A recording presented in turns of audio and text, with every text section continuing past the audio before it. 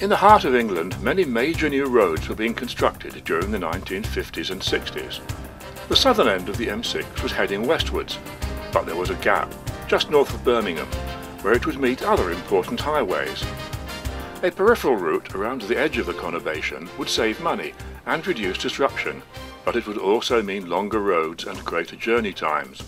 It needed a new junction with major connections to the north of the city. But it would not just be roads. This new intersection would also have to fit in a railway, 3 existing canals and 2 rivers. The answer was to build the road on stilts, making it possible to create a short, direct route through the edge of Birmingham without the need for wide-scale demolition. So, in the 1960s, work began on the Gravelly Hill Interchange. Today it's better known as Spaghetti Junction. Michael Pritchett remembers its construction. We're standing alongside the canal in Birmingham, adjacent to Spaghetti Junction. It was one of my first construction jobs after I finished my apprenticeship. I was helping maintain the vehicles and machinery on this job. It obviously involves a lot of concrete, as you can see from pictures. There are over 600 columns, numerous concrete beams. It was an interesting job. It is standing on a roughly 30 acres of ground, where if it was in America it would probably be on 300 acres, and it's very tight curves. Obviously we're standing alongside one canal. There are 2 that run out of Birmingham and meet on the other side of the junction at Salford Circus. And there's a railway involved, of course, and we used to have a little man in his box, and we couldn't cross the railway unless he told us. And so he used to get very annoyed. And my daughter was born while we were living here. The son used to run around. It was his playground. He used to get some barrels together and make a raft and go up and down the canal. Something I didn't know about till quite recently, he was telling us. His mother was quite shocked, but never mind. It's hard to believe now, but this was my daughter Helen, around 2 years old, playing on the carriageway shortly before the junction opened.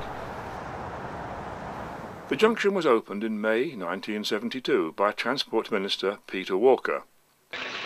I declare this roadway open! After cutting the ribbon, a procession of VIPs set off on the inaugural journey. For the first time, it was possible to travel from London to Glasgow along the continuous 300-mile stretch of motorway. But how many of the people who passed through the tangle of motorways and flyovers had any idea of the fascinating world that lies beneath? You would never guess that you were beneath one of Europe's largest motorway junctions.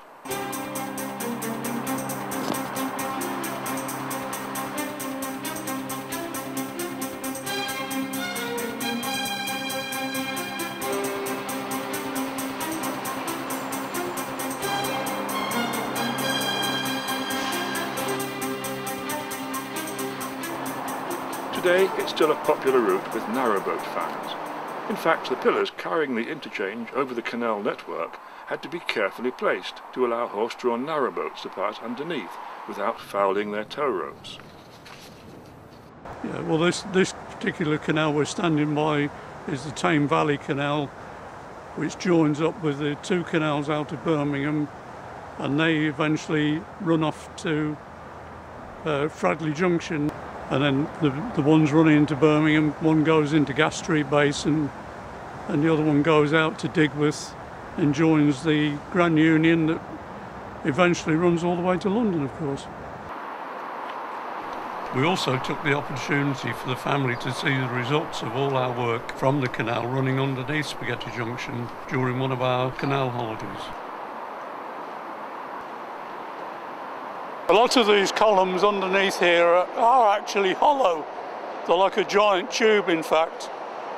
Some of the big curved deck up above was done in one continuous pour, involving a lot of, obviously a lot of concrete. We had our own batching plant on the site. We employed, I think we had about a dozen of our own lorries tipping concrete, and a lot of local firms were involved, hiring their lorries and also from their plants to get it all in. But after those 40 years of service, Spaghetti Junction is starting to show its age. The deck above us is actually the M6 running north-south. It's all held up with numerous columns and the big beams across are holding the whole thing up. Some have been repaired and look as though they've been coated over. There's some above us there. The metal showing through, the metal rusts and the concrete expands with the rust and breaks away.